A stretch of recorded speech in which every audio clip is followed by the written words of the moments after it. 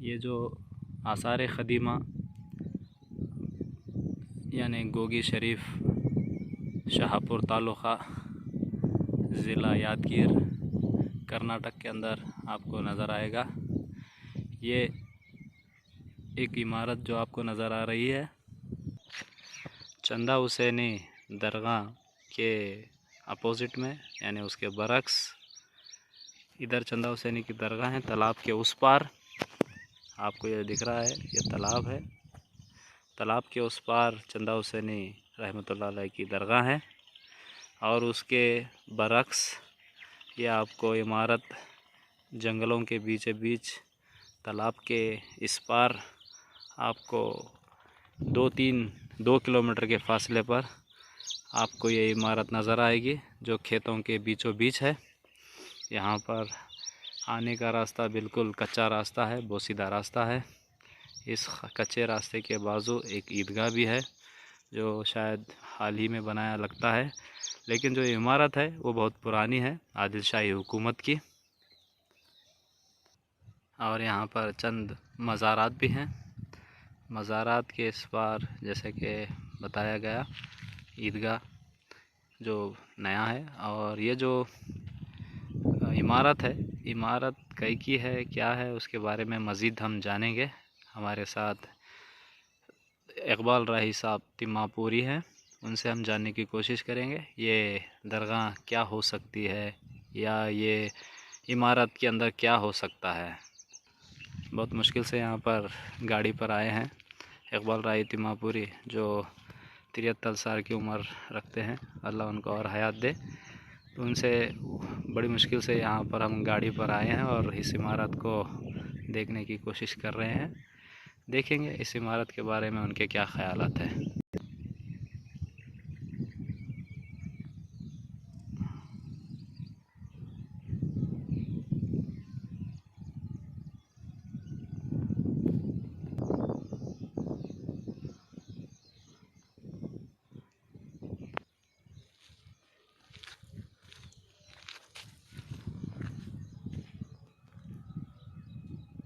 इसके ऊपर चढ़ने का कोई रास्ता नहीं है, तो हम इसी रास्ते से ऊपर चढ़ना है।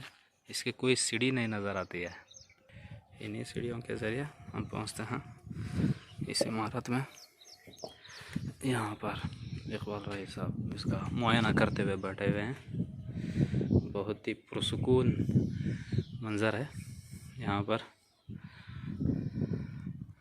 इस तरीके की इमारत है, यहाँ पर आप देख सकते हैं। इसका कोई छत नहीं है, इसका कोई छत नहीं है। इस तरीके का मंजर तामीर सिर्फ कमानों पे ही जो है हुई है, तो कमान ही इसका छत है। तो अब हम जानते हैं कि ये क्या हो सकता है। तो इकबाल राही साहब, ये कौन सी इमारत हो सकती है, इसके बारे में आपको कोई तालीमी इल्म है? हाँ दी मेरा ख्याल है अभी जो है ना बचपन के बाद आप बुढ़ापे में यहाँ पहुँचा हो, आपकी जो है ना रहनुमाई में, ये तो आदिल शाही दौर की तामीर करदा इमारत ज़रूर है, क्योंकि इसकी तर्ज तामीर जो है ना आदिल शाहों की तामीरात से ही मिलती जुलती है। मगर ये जो एक चबूतरे पे बनी हुई जो इमारत है, बाहर से तो बहुत ही खूबसूरत है, अंदर से तो जो है ना बहुत अजीब व गरीब इसके कमाने जो है ना अपने छत को सहारा देकर, छत तो अपना कोई छत नहीं है, सिर्फ कमाने ही जो है ना इस इमारत को लेकर ठहरी हुई हैं। अब पता नहीं ये किस किस्म की इमारत थी, अंदर कुछ फर्शी निकाली हुई है, पता है कि यहाँ कुछ मज़ारे भी थे होंगे, ये अंदाज़ा किया जा सकता है। अगर मज़ारे नहीं भी हैं तो ऐसा लगता है कि शाही ख़ानदान के कुछ लोग आकर यहाँ पर बैठा करते थे, ये भी हो सकता है, क्योंकि सामने ही दरगाह शरीफ का मंज़र है और तालाब भी है। तो इस लिहाज से एक तफरीहन भी यहाँ कुछ देर आराम की खातिर भी अगर यहाँ बैठने का कुछ प्रोग्राम वगैरह उनका रहा हो तो ये भी मुमकिन है। ये चूँकि सामने ये शाहपुर का पहाड़ों का सिलसिला, तालाब का जो है ना सिलसिला, ये काफ़ी मुतासरकुन जो है ना मंज़र है। हैरान कन भी है, मुतासर कन भी है।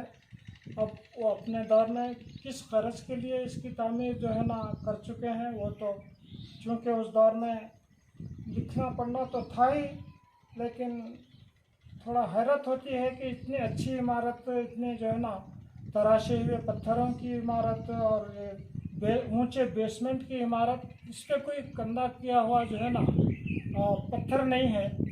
या तो ईस्वी का रहना था, या तो मज़ारों का अगर है तो मज़ारों का रहना चाहिए था, ये नहीं है।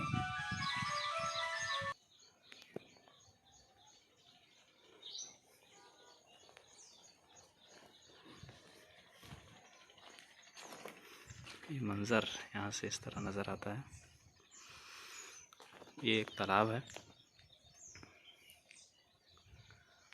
ये एक तालाब के बाद गोगी के अंदर दूसरा तालाब इस तरफ है, दूसरा तालाब इसके तरफ है, और इसी के बाजू गोगी दरगाह हज़रत सैयद चंदा हुसैनी रहमतुल्लाह अलैह तदफीन है, यानी आराम फरमा रहे हैं। उसी के बरक्स ये इमारत यहाँ पर नज़र आती है।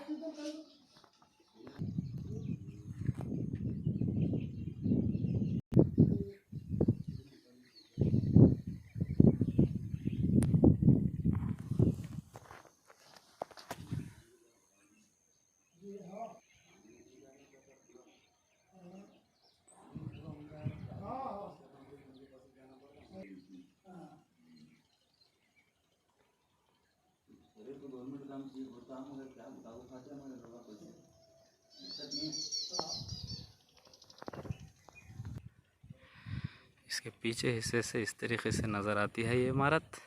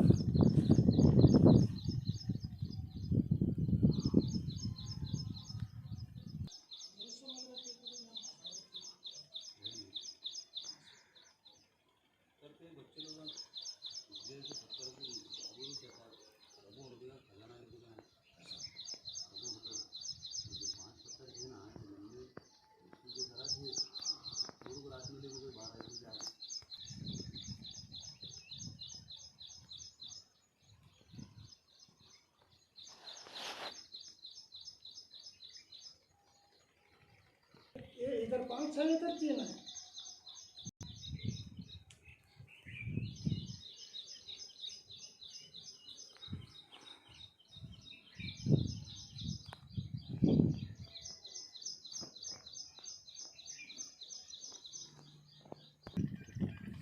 राय साहब, ये इमारत कितनी पुरानी होगी और आपको क्या अंदेशा है इस इमारत के बारे में? मुझे अंदाज़ा है कि ये इमारत जो है ना आदिल शाही दौर के इंजीनियरों की जो है डिज़ाइनिंग से ही तैयार शुदा है, इसमें कोई शक नहीं। और दूसरी अहम बात जो कि आदिल शाहों में यूसुफ आदिल शाह अव्वल या दुआम, उनकी बड़ी अक़ीदत थी हज़रत चंदा हुसैनी रहमतुल्लाह अलैह से, और हज़रत महमूद बहरी रज़ी अल्लाह ताला महमूद बहरी रहमतुल्लाह अलैह से उनकी बड़ी अक़ीदत थी। तो वो लोग यहाँ तक के अपने वसीयतों में ये ज़िक्र भी कर चुके थे कि हमारी वफ़ात के बाद हमारी तदफीन जो है ना गोगी शरीफ में होना चाहिए। तो इस लिहाज से बताते हैं कि गोगी शरीफ में 3 आदिल शाहों की मज़ारें हैं जो हज़रत चंदा हुसैनी रहमतुल्लाह अलैह से मुत्तसल एक अलग इसी तरह के चबूतरे में जो है ना इसी तरह की तर्ज तामीर की इमारत में वो तीनों आदिल शाही की ख़बरें हैं। और ये भी कहा जाता है कि उनके अहले ख़ानदान की भी उनके साथ में बाजू में कुछ ख़बरें भी हैं। तो ये इमारत खालिश पत्थर से बनी हुई है। इसमें गर्च का जो इस्तेमाल हुआ है उस दौर की जो है ना गर्च का, तो जाने के बावजूद भी आज कोई 400 साल 500 साल गुजरने के बावजूद भी इसकी मजबूती नहायत जो है ना काबिल दीद है। और नई टेक्नोलॉजी के लिहाज से भी अगर तामीरात के माहिरीन इसकी तहक़ीक़ करें तो मालूम होगा कि इसकी मजबूती की वजूहात क्या हैं। ये भी जो है ना तहक़ीक़ी क्या बोलते हैं एक सवाल है, इसका जवाब भी मुहक़्क़ीक़ीन हासिल कर सकते हैं। शर्त यह है कि इसका जायज़ा लिया जाए, पत्थरों का जायज़ा लिया जाए, ये बेसमेंट का जायज़ा लिया जाए। और ये कमान जो बिना किसी नुस्ख़ के बनाई गई हैं, ये भी ताज्जुब की बात है किस किस्म की उस दौर में इंजीनियरिंग की होंगी। और फिर तराशने वाले अलग, डिज़ाइन करने वाले अलग, बांध काम करने वाले अलग। तो ये एक तारीख़ी जो है ना इमारत है, इसकी मजबूती हमसे मुतालबा करती है कि इसकी हिफाजत की जाए। आज के नौजवान, आज के गाँव के लोग, आज के तालीम याफ्ता लोग, आज के जो है ना ये मुकामी इक़्तिदार म्यूनसिपलिटी या पंचायत के लोग जो है ना इसकी हिफाजत का अगर इंतज़ाम करें तो ये इमारत जो है ना और कई 200 साल का 400 साल भी रह सकती है, ऐसा भी जो है ना अंदाज़ा है। ठीक है, इकबाल राय साहब का कहना है कि ये जो इमारत है तकरीबन 500 से 600 साल पुरानी है, जो हज़रत चंदा हुसैन रहमतुल्लाह अलैह के दौर में बनाई गई है। और 3 यहाँ पर आदिल शाही सुल्तानों की मज़ारें भी हैं, जो चंदा हुसैनी दरगाह में उसके बाजू मज़ारें हैं 3, एक इस्माइल शाह, एक यूसुफ़ आदिल शाह और एक यानी हुक्मरान, यानी 3 हुक्मरान यहीं पर ही तदफीन है। तो ये भी उसी तरीक़े की बाजू की इमारत है।